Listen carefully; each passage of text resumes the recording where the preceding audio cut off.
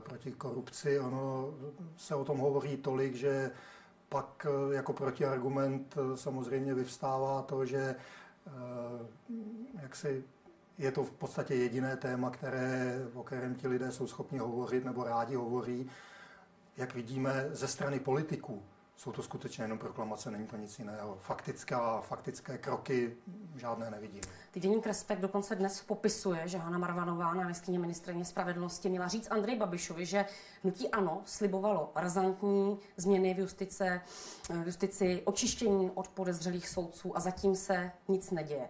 Jakou dáváte naději tomu, že se to skutečně v tomto volebním období výrazně změní? Že to udělá hnutí ANO, k tomu příliš velkou naději nedávám, protože a žádná jiná z těch stran, která tam v současné době je, protože už teď je patrné, že ta předvolební rétorika, jak hnutí ANO, tak kohokoliv jiného, je naprosto jiná než ta politická realita. Ti lidé se mění přímo před očima, ti politici, teďka hovořím o politicích, jejich názory se mění přímo před očima, takže myslím si, že to sklouzne zase do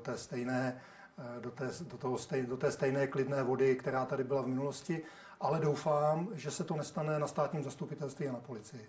Říká Karel Randák, který byl hostem dnešního